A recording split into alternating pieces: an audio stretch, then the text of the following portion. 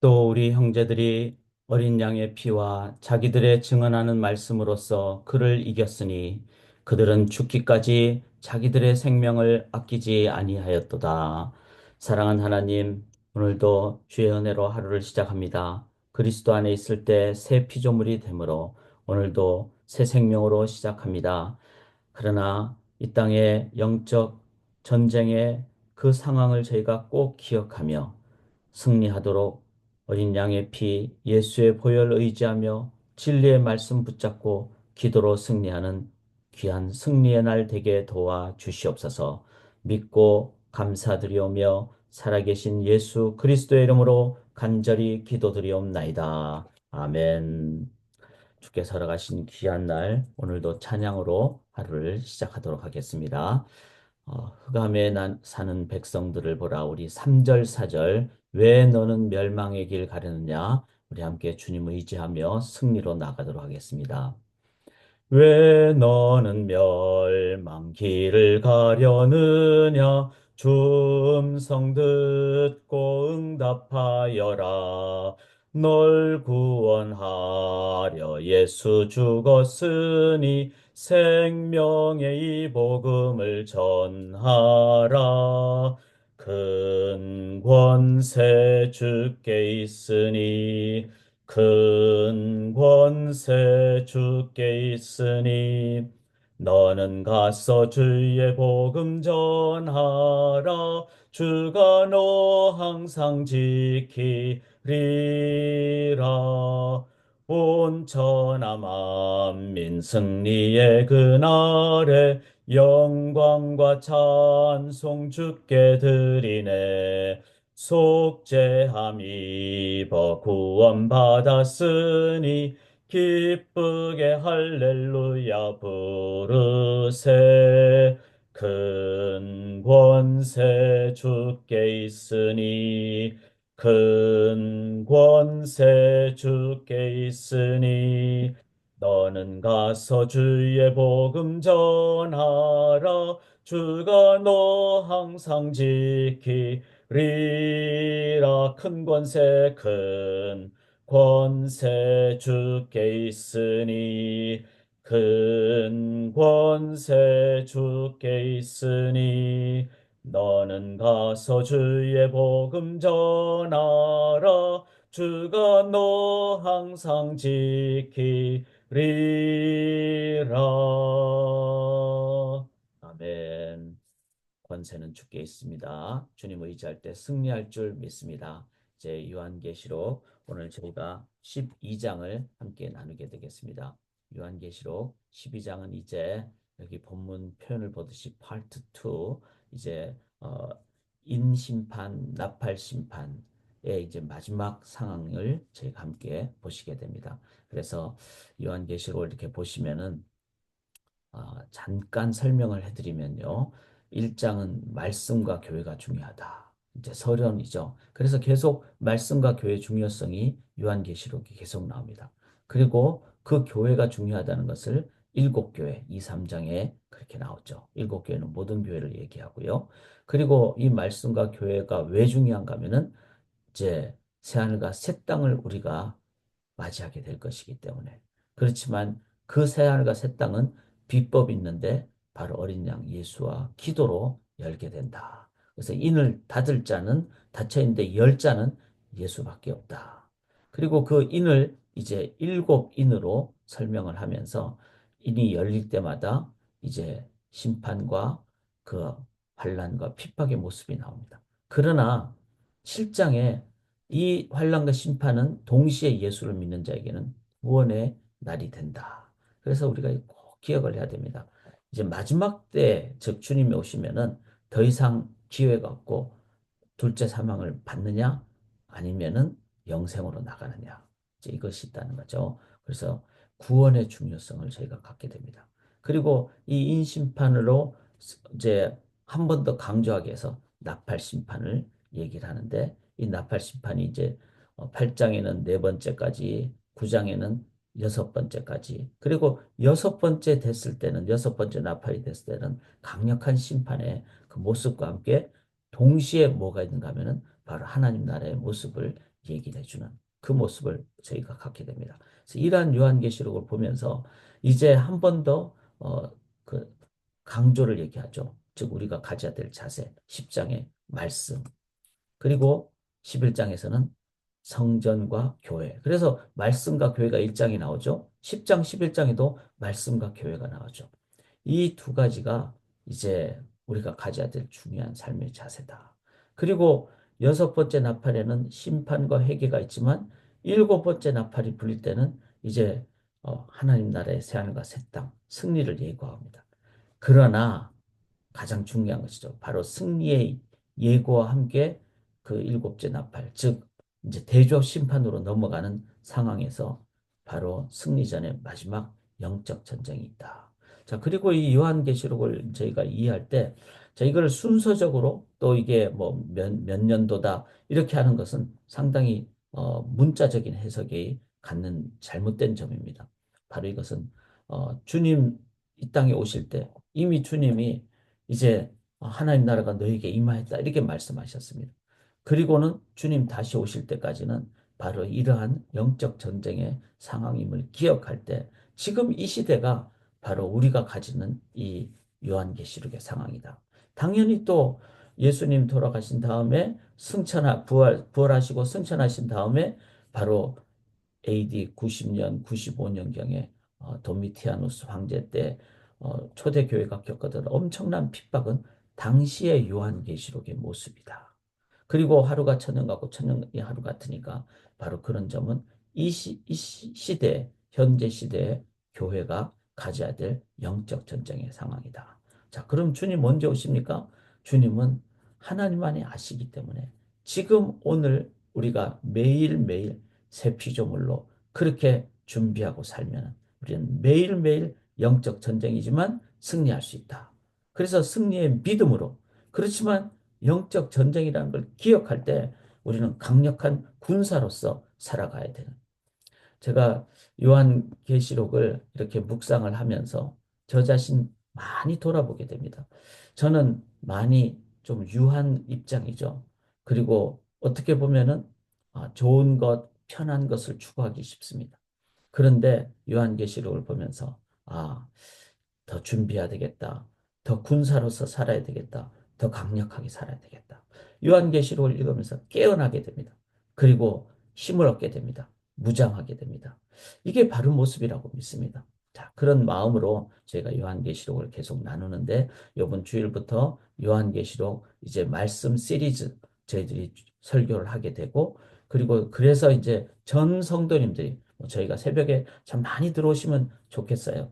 왜냐하면 매일 말씀으로 승리해야 되니까.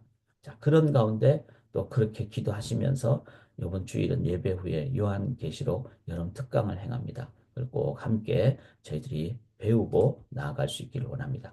이제 이렇게 하다 보니까 매일 성경 하다 보니까 벌써 요한계시록 12장이 됐어요. 12장은 일곱 번째 나팔이 부는 상황에서 갖게 되는 그런 영적 전쟁의 모습을 저희들이 받게 됩니다.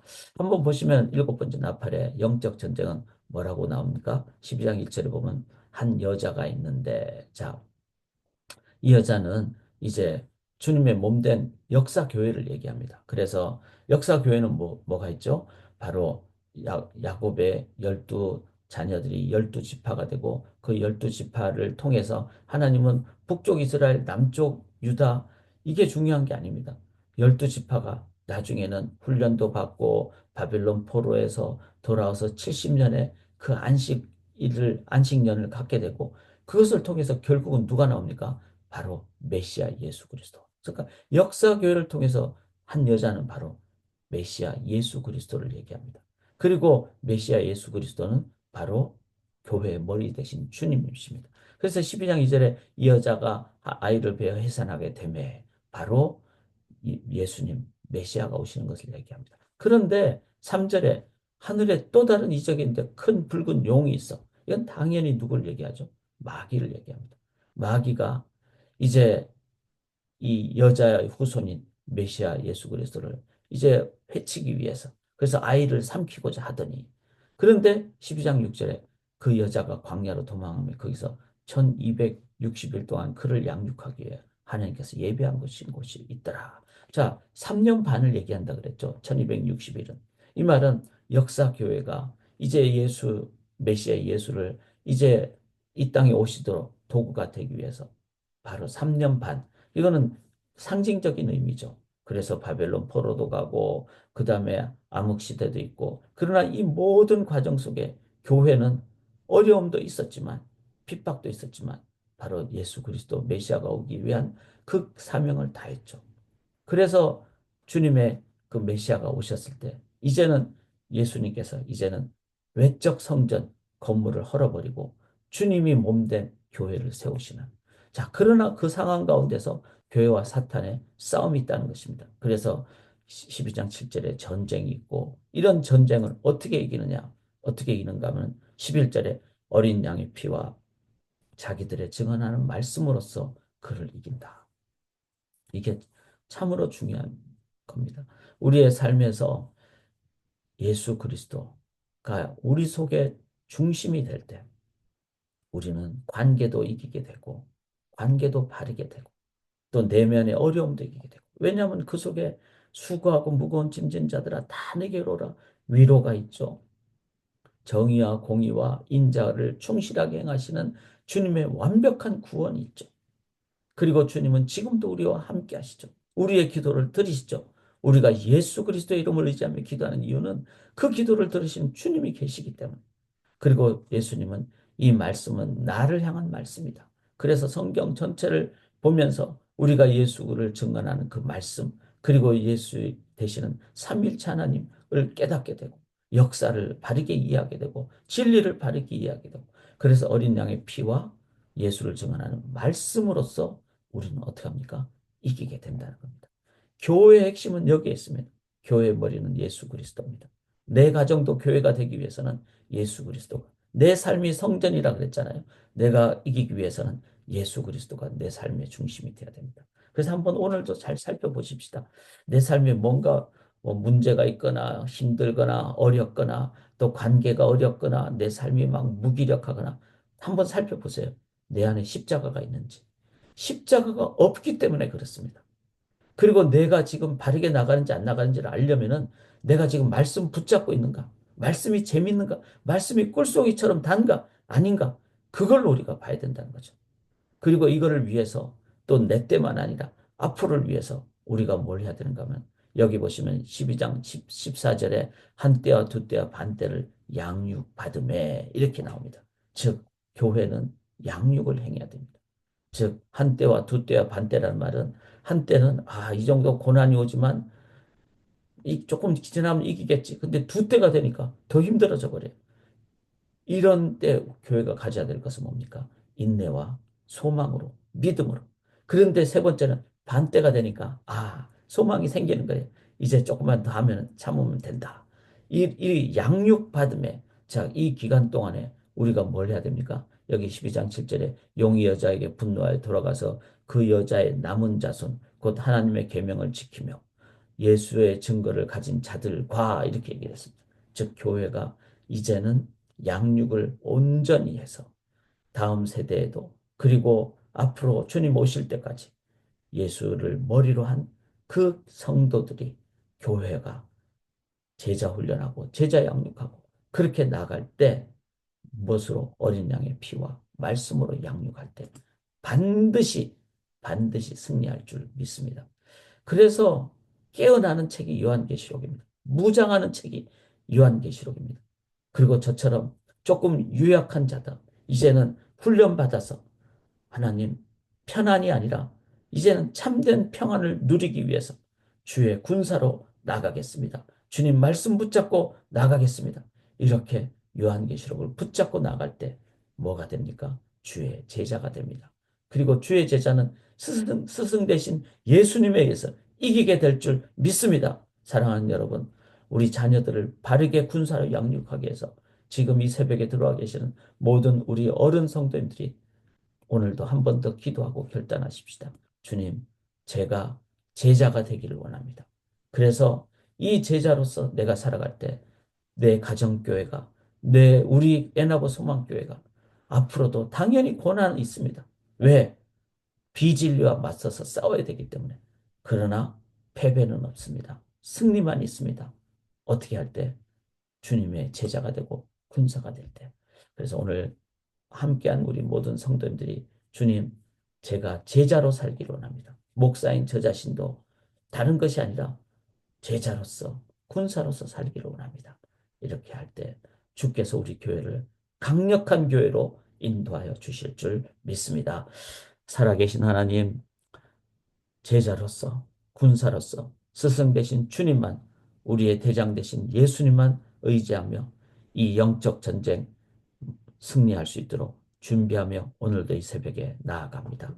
그리고 예수를 의지하는 나는, 보혈을 의지하는 나는, 말씀을 붙잡는 나는 승리할 줄 믿습니다. 그리고 하나님, 기도로 주의 능력을 힘입고 주의 사랑을 힘입고 주의 지혜를 힘입어서 하나님, 각 가정이 승리하는 가정, 교회가 승리하는 교회, 우리 개인의 삶이 하나님 나라 건설하는 승리하는 삶 되게 인도하여 주시옵소서. 믿사오며 살아계신 예수 그리스도의 이름으로 간절히 기도드리옵나이다. 아멘.